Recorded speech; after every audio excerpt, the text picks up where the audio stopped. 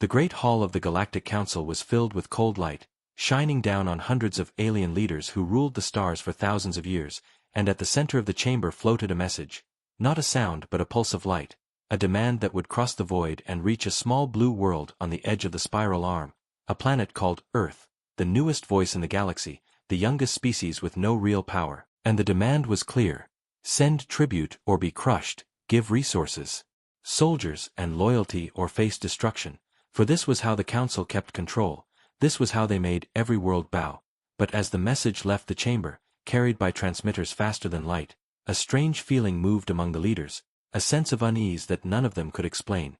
Because humanity was different, humanity was unpredictable, and though their fleets were small and their worlds few, their history whispered of defiance, and some remembered how humans had fought wars even against themselves with a fury that burned cities to ash. So what would they do when threatened by powers greater than anything they had ever known? Would they kneel? Would they break? Or would they do something no one expected?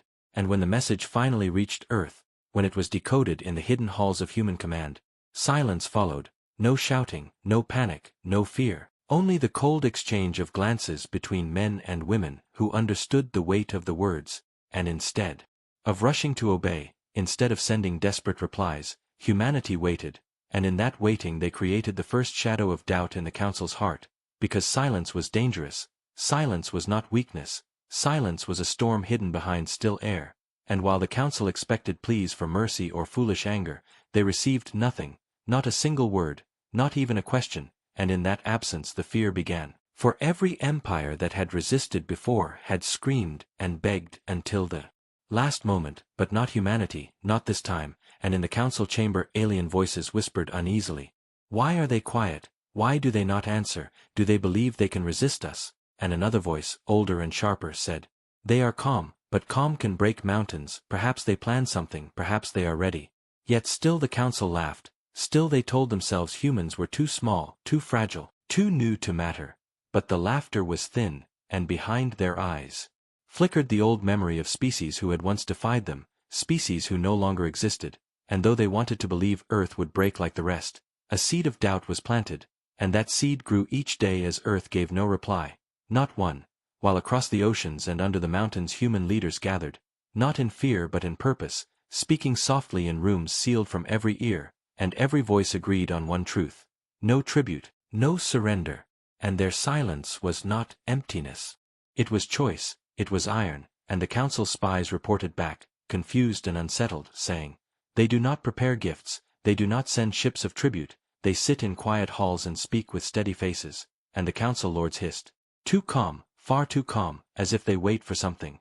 And though none of them admitted it aloud, though their words were full of pride and threat, their hearts beat with a thin thread of fear, for they had seen storms born from small sparks, and humanity, that fragile world of oceans and forests, carried a fire they could not measure. And as the days passed, as the silence grew heavier, the council began to feel it, a weight pressing on them, the weight of a response that had not yet come, the weight of defiance wrapped in shadows. And when the human answer finally arrived, when the long silence broke, it was only two words, sharp, cold and final. But that moment belongs to another part of the tale.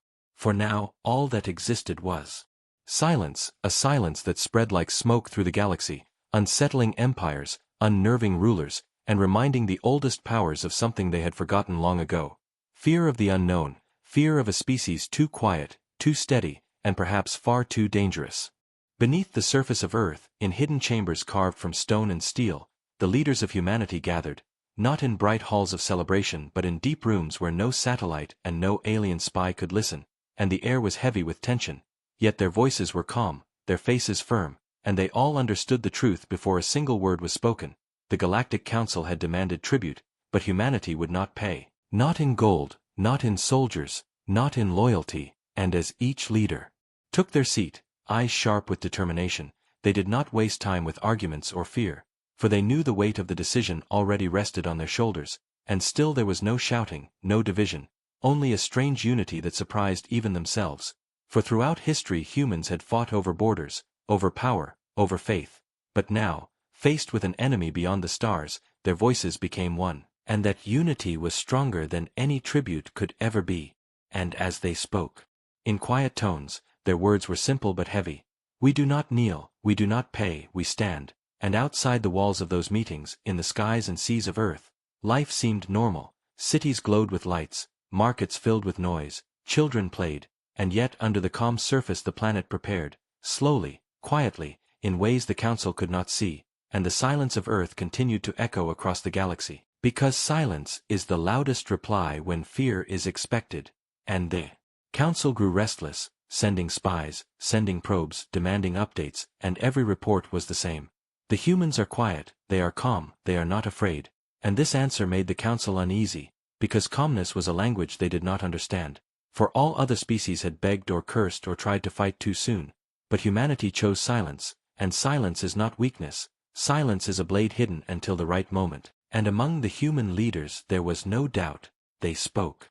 Of history, of the old wars fought on their own soil, wars that burned cities, wars that scarred generations, yet always humanity rebuilt, always humanity endured, and one leader whispered words that all agreed with. If we bend now, we will bend forever. If we stand now, we will stand forever. And so they prepared in ways unseen.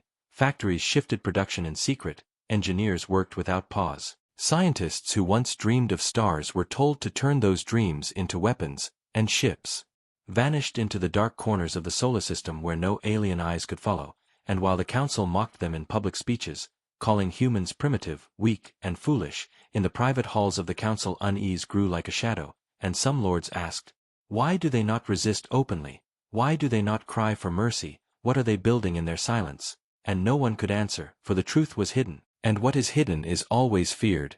And so Earth kept its silence, day after day, and the Council's fear grew, night after night, for they could not shake the thought that perhaps humanity was not ignoring them, perhaps humanity was waiting, and waiting is the weapon of those who know exactly when to strike.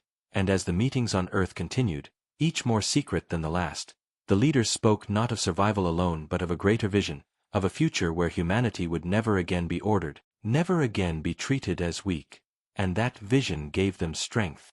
It gave them resolve, and though they did not shout their defiance to the stars, though they sent no angry replies, their silence spoke louder than any war cry, and when the spies of the Council returned to report again, they said with nervous tones, they do not prepare offerings, they do not prepare tribute, they prepare only themselves. And those words shook even the proudest of alien rulers, because a species that prepares itself, and nothing else, is a species that does not plan to survive under chains but plans to break them.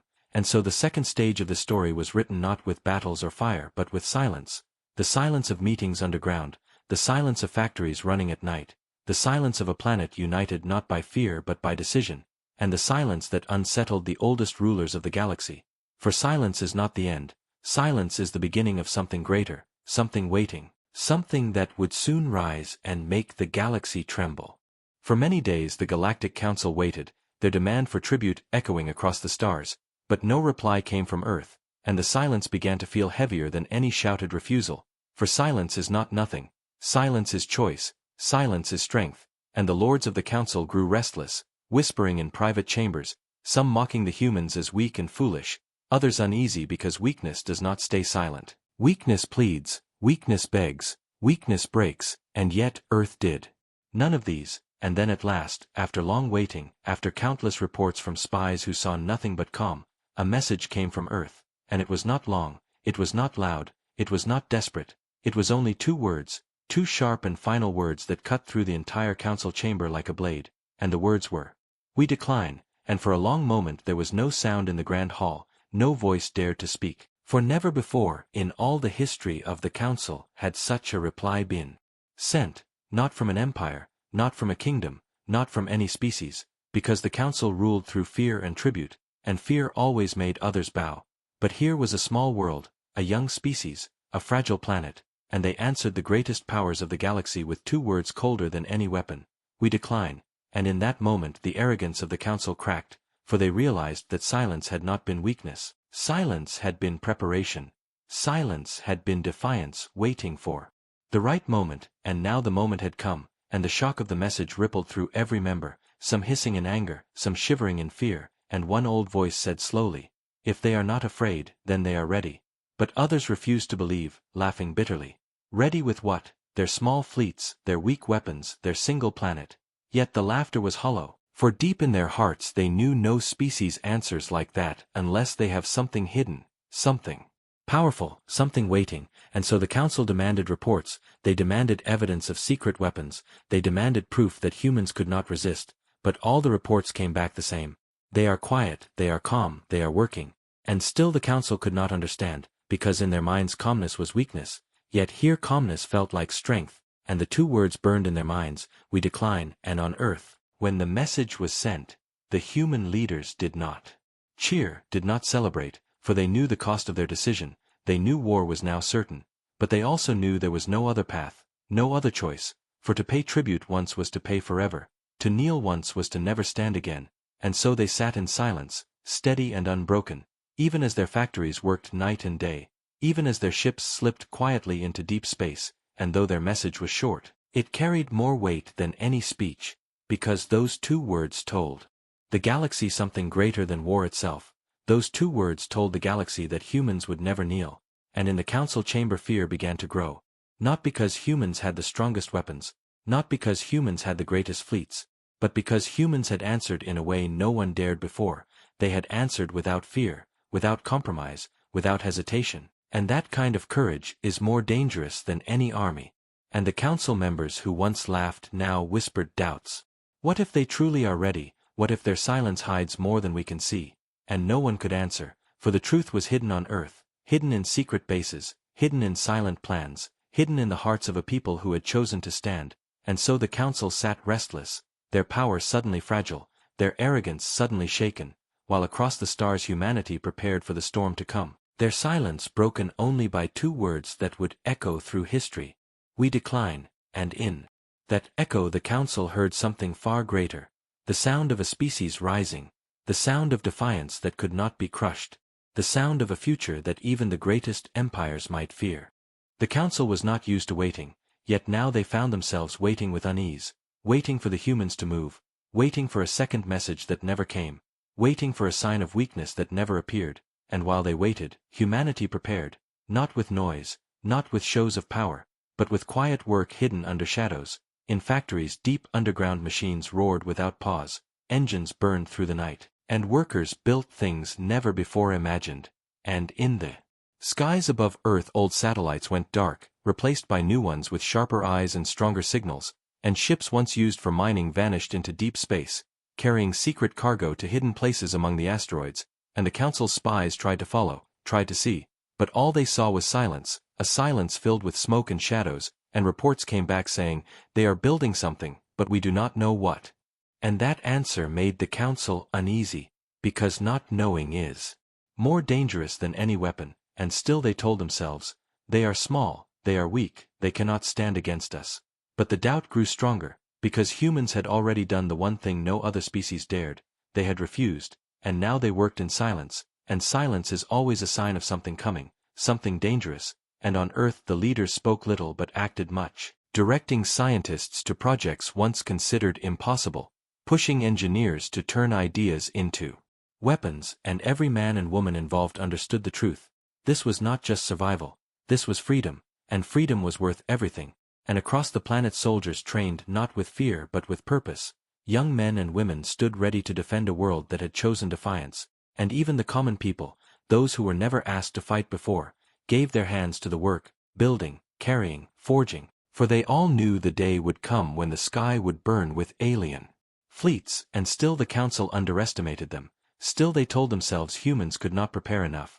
But their own scouts whispered of strange things, of asteroids that now glowed with hidden stations, of warships rising like shadows from the oceans, of signals coded in ways no one could break, and one voice in the council said, this is no longer tribute, this is war, and they are not waiting to survive. They are waiting to strike. But others silenced him, for pride is stronger than wisdom, and the council believed their fleets could crush any defiance, but deep inside they feared, because the humans were not shouting threats, they were not sending warnings, they were not trying to negotiate, they were simply working, and that silence pressed heavier on the council each day. While on Earth the preparations grew, weapons tested in secret, ships drilled in silence, and plans written with cold precision. And no one outside the planet could see the full truth, only small glimpses, a new fleet here, a strange signal there, and yet those glimpses painted a picture the council could not ignore. A picture of a species that refused to die. A picture of a people who had chosen to stand no matter the cost. And when the council gathered again in their shining chamber, their words were louder, sharper, but their eyes betrayed their fear, for they knew what silence meant. Silence meant readiness, silence meant danger, silence meant a storm waiting to break. And though they mocked humanity in public, calling them arrogant, calling them foolish, in their private halls they spoke of the day the humans would rise, and that day was coming soon. For every silent night on Earth was another day of building, another day of preparing, another day closer to the moment when silence would end and fire would speak. And when that day arrived the council would finally understand what they had awakened, for in demanding tribute they had planted the seed of their own fear. And in refusing tribute humanity had watered that seed with steel and fire. And soon the galaxy would see the harvest.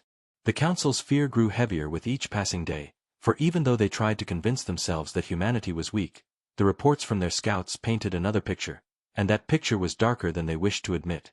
Small ships sent near Earth did not return, probes vanished without signal, and those that did escape carried strange recordings, glimpses of enormous shapes in orbit, shadows moving across the stars, things that could not be explained as simple mining stations or transport docks. And when one scout ship finally slipped close enough to capture a clear image, what it sent back froze the council in silence, for on the screen appeared warships, massive warships, larger than anything humans had ever been thought capable of building, not crude, not primitive, but sleek and sharp, their hulls black like the void, their edges lined with weapons that glowed faintly with power. And the moment the image was shown in the grand chamber, the council's laughter ended, and not a single voice mocked humanity again, for now they saw the truth.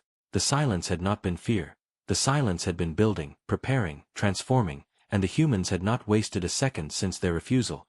They had turned every resource, every mind, every heart toward one goal, and the result now drifted in orbit above Earth like silent predators waiting for prey, and the council could not believe it, because such ships should have taken decades to build. Centuries even, yet in a matter of years humanity had forged them, and one lord whispered, "This is impossible, no young species can do this." But another replied with dread in his eyes, "They are not like the others, they are faster, they are hungrier, they are human." And the word itself carried weight, for across the galaxy there were stories of humans who had fought wars even when the cost was unbearable, stories of humans who endured disasters that should have broken them, stories of a species that turned every weakness into strength. And now those stories felt real, too real, as the black warships glared down from orbit, and while the council debated in fear and anger, Earth remained silent, no message, no explanation, no threat, only the silent proof of their power floating in space. And silence is sometimes more terrifying than words, for words can be dismissed but silence cannot be ignored. And the revelation spread quickly. Images leaked to other empires, to other worlds under the council's rule, and those who had once bowed in fear began to whisper, "If humans can resist, why not us? If humans can build, why not us?" And the council knew this thought was poison, more dangerous than any fleet, because rebellion begins not with ships but with ideas, and humanity had just given the galaxy a new idea, the idea that the council could be defied, and so the lords grew desperate, calling for fleets to gather, calling for weapons to be prepared, for they knew they had to crush Earth quickly before the idea spread too far. But even in their desperation they hesitated, for the image of those black warships burned in their minds, and they remembered the two words that had started all this, "We decline." And now those words seemed less like arrogance and more like a promise. And on Earth the people did not celebrate, they did not boast, for they knew the hardest part was still to come. But in their silence there was confidence, in their silence there was strength, and every worker, every soldier, every leader looked to the sky and knew that their preparation was almost complete. And the council could feel it too, though they would not say it aloud. They could feel that the moment of silence was ending, and when it ended, when humanity finally spoke again, it would not be with words but with fire. And the revelation of the Black Fleet was only the beginning of the fear that would consume the galaxy. The day the council had feared finally came. Their fleets gathered in the cold void, thousands of ships lined in formation, shining with alien technology older than human civilization itself, and yet behind their strength was unease. For every commander remembered the images of the black warships circling Earth, and when their fleets arrived at the edge of the solar system they expected to find humans hiding, expected to find humans running. But instead they found silence once again, silence that stretched across the comms, silence that made the void heavier, and then the humans appeared, their fleet rising from the shadows like predators emerging from the dark, each ship black and sharp, their weapons glowing faintly with a strange light the council could not understand, and as they formed their lines the humans sent one message across the void, a message simple and cold. No more tribute, no more fear, now it is your turn. And those words carried weight greater than any fleet. For the council had demanded obedience for millennia, and now for the first time the demand was turned back upon them, and before their commanders could respond the humans struck, not with wild attacks but with perfect precision, their weapons tearing through the first wave of alien ships as if they had studied every weakness, every flaw, and the council realized too late that the years of silence had not been waiting in fear but waiting in calculation, studying, preparing, turning every second into advantage, and now that preparation burned them, ship by ship, as human weapons cut through shields once thought unbreakable, and alien fleets that had ruled the stars fell into chaos, commanders shouting, crews panicking, for nothing in their long history had prepared them for an enemy that fought like this, fast, precise, merciless, and still the humans said nothing more, only their weapons spoke, and the silence between every volley was as terrifying as the fire itself, because it reminded the council that humans were not fighting to survive, they were fighting to end the game of tribute forever, and the council lords watching from far away felt their pride turn into fear, for they had expected a lesson, a quick victory to crush defiance, but instead they were the ones being taught that silence hides storms, taught that defiance can grow sharper than any blade, and as human ships pushed forward, wave after wave, the galaxy watched, for broadcasts of the battle spread faster than the fleets could move, and species long oppressed by the council saw something they had never seen before, the mighty lords of the stars retreating, breaking, burning, and in that vision hope was born, hope carried on the fire of human guns, hope carried on the silence of their defiance, and the council knew in that moment that they had lost something greater than ships, they had lost fear, they had lost control, for once fear breaks it cannot be repaired, and humanity had shattered it with every strike, and when the battle ended, when the wrecks of council ships drifted cold in the void, the human fleet did not chase the survivors, they did not gloat, they did not cheer, they only sent one final message. Remember who asked for tribute, we remember too. And then they turned away, leaving silence behind, a silence far more terrifying than destruction, for it promised that this was not the end but only the beginning, and the council lords sat in their chambers, pale with fear, asking themselves not how they would punish humans but how they would survive them, and in that shift the galaxy changed forever, for the rulers of the stars had become the hunted, and the youngest species had become the one to fear. The galaxy had never been so quiet, not after a battle, not after a war, for usually victors roared in triumph and the defeated cried out in despair. But when the human fleet finished its first great fight against the council there was no roar, no cheer, only silence, and that silence was heavier than any sound, for the humans did not destroy every ship, they did not chase every enemy, they only struck hard enough to prove a truth, that they could not be bent, that they could not be forced, that tribute would never again be taken from Earth, and when their message spread across the stars the effect was greater than any fleet, for it was not only the council who listened, it was every world that had ever paid tribute, every species that had ever bowed their heads in fear, and the message was simple. We remember who demanded tribute, next time we collect, and those words chilled the council more than the battle itself, for it meant humanity was not content to survive, humanity was not content to be free alone, humanity had marked those who had tried to break them, and one day they would return, and that promise broke the pride of the council in ways no battle ever could, because the lords of the galaxy had always been the ones to demand, but now they were the ones being warned, and fear spread through their chambers like poison. Some lords argued that humans must be destroyed before they grew stronger, others whispered that perhaps it was already too late, for if they could build fleets so quickly, what could they build in another year, another decade? And while the council fought among themselves, humanity remained silent once more. No boasting, no threats, only preparation, always preparation, and that silence was more frightening than any war cry, because silence meant patience, silence meant confidence, silence meant they had no need to prove themselves again, and in that silence other worlds began to whisper of rebellion, of hope, of change, for if humans could face the council and live, then perhaps others could too, and the idea of freedom began to spread like fire in dry grass, unstoppable, uncontrollable, and the council felt their empire shaking beneath them, not from human guns alone but from the collapse of fear itself. And still the humans said nothing more.